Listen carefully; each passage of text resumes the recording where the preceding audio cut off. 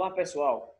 Sou o professor José Abraão, mais conhecido por Abraão, e vamos a mais uma aula online. Hoje, a nossa 7ª aula online de matemática da modalidade EJA, primeira fase, primeira etapa.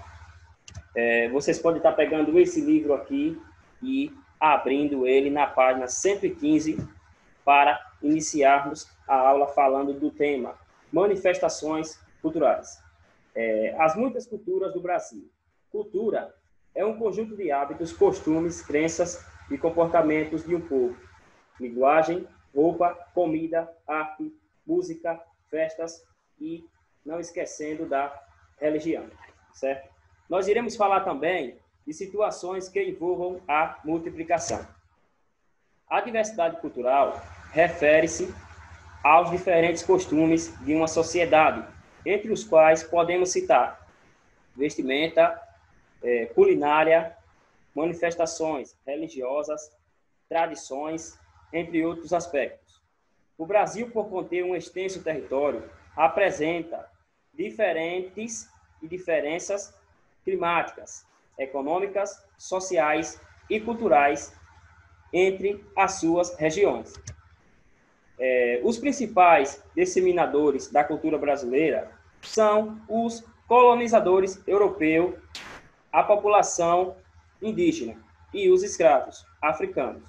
Posteriormente, os emigrantes italianos, japoneses, alemães, poloneses, árabes, entre outros, contribuíram para a pluralidade cultural do país. A riqueza cultural do Brasil. O Brasil possui uma grande diversidade cultural. Cada uma das regiões do país, norte, nordeste, centro-oeste, sudeste e sul, reúne diferentes maneiras de viver, de comer, de se vestir, de se manifestar religiosamente. Entre essas manifestações culturais, são transmitidas de geração para geração. Entre as manifestações culturais brasileiras, basta lembrar das danças, como frevo, samba de roda, reizado, quadrilha, cavalhada, as comidas, churrasco, feijoadas, tutu, rapadura, tateretê, e vai. As roupas, bombachas, gibão, baiana, as festas como São João, Círio de Nazaré, Semana Santa, as religiões como indígenas, cristãs, de cultos africanos. Se procurarmos saber de quem e de onde veio essas variedades de manifestações culturais, vamos recuar no tempo e chegar primeiro aos indígenas, que já viviam aqui antes do ano de 1500.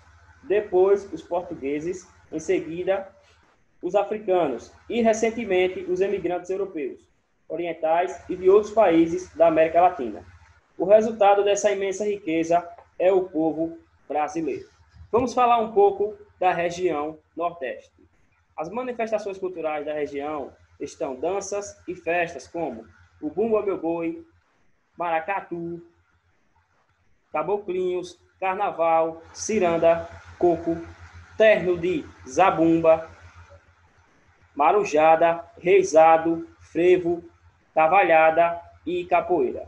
Algumas manifestações religiosas são a festa de Iemanjá e a lavagem das escadarias do Bonfim. A literatura de cordel e outros elementos fortes da cultura nordestina. O artesanato é representado pelos trabalhos de renda. Os pratos típicos são carne de sol, peixes, fruto do mar, buchada de bode, sarapatel, acarajé, vatapá, caruru, feijão verde, canjica, arroz doce, bolo de fubá cozido, bolo de massa de mandioca, broa de milho verde, pamonha, cocada, tapioca, pé de moleque, entre tantos outros. Já que estamos falando de manifestações culturais, vamos falar um pouco agora de situações que envolvam a multiplicação. Os problemas de matemática são como quebra-cabeças. eles apresentam um desafio e quem vai resolvê-los precisa pensar em estratégias para chegar a um resultado que esteja correto. Os problemas também podem ser considerados histórias com desafios matemáticos. No caso desse item que nós iremos falar hoje, devemos pensar em quantas figurinhas faltam e qual é a quantidade necessária para completar um álbum e etc. É interessante pensar no problema com calma, buscando maneiras de resolvê-lo. Pode-se usar diferentes estratégias de resolução, como operações, contagem nos dedos, contagem de objeto ou mesmo desenhos. Como o estudante preferir, certo? Fica a critério de vocês. É mais produtivo e divertido buscar meios de resolução, que sejam estimulantes e não apenas pensar em uma operação matemática, ou melhor dizendo, em uma conta que dê a solução, mas pensar de modo geral para que consigamos trazer essa situação para a sua realidade, onde nós possamos compreender o problema e trazer a resolução dele facilmente. A ideia da configuração retangular da multiplicação, essa ideia da multiplicação organiza os elementos a serem multiplicados em forma de um retângulo. Você sabe o que é um retângulo? Vamos conhecer já já. Observe a imagem ao lado. Ela vai explicar uma configuração retangular. Vamos lá. Retângulo, ele tem dois lados, que é chamado de comprimento, que tem a mesma largura, e dois lados que podem ser chamados de alturas. Comprimento e altura. Como ficará um retângulo? Um retângulo tem esse formato aí, ó, que acabou de aparecer aqui na cor vermelha no vídeo de vocês. Como podemos fazer essa conta? Melhor dizendo, essa conta. Nós podemos contar quantas unidades tem. 1, 2, 3, 4, 5, 6. Tem 6. 6 o quê? 6 ovos. Nós podemos contar de diferentes formas? Sim, como, por exemplo, aqui tem, ó, 1, 2, 3. 3 ovos e 3 ovos. 3 mais 3, 6. Podemos contar diferente aqui? Sim, como? 2 mais 2 mais 2. 2 mais 2, 4. Mais 2, 6.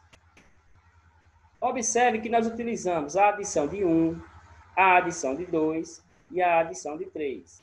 Mas nós podemos fazer utilizando outro método. Multiplicação. Multiplicação pela configuração retangular. O comprimento é o lado maior, certo? E a altura é o lado menor, nesse caso, certo? Vamos dizer que cada ovo seja equivalente a 1. Qual é o comprimento? 1, 2, 3. O comprimento é igual a 3 ovos. E a altura, 1, 2. 2 ovos. Agora, eu farei a multiplicação retangular. Um lado vezes o outro lado. Qual o valor de um lado? 1, 2. 2. 2 ovos. E o outro, 3 ovos. 2 vezes 3 vai dar igual a 6, que é a quantidade de ovos que tem aqui. Portanto, fica fácil perceber que os ovos estão organizados na caixa, formando uma configuração retangular, como acabei de dizer. Para saber o total de ovos na caixa, pode-se contá-los um a um, como fizemos. Mas, no caso da configuração em retângulo, da multiplicação, também pode-se descobrir o total por meio da representação matemática, como se contarmos 2 mais 2, 2 mais 2 mais 2, dará 6. Se contarmos 3 mais 3, também dará 6. Se multiplicarmos 2 vezes 3, também dará 6. E o inverso, 3 vezes 2, que também dará 6. Portanto, nós temos aqui 4 formas de resolver, certo?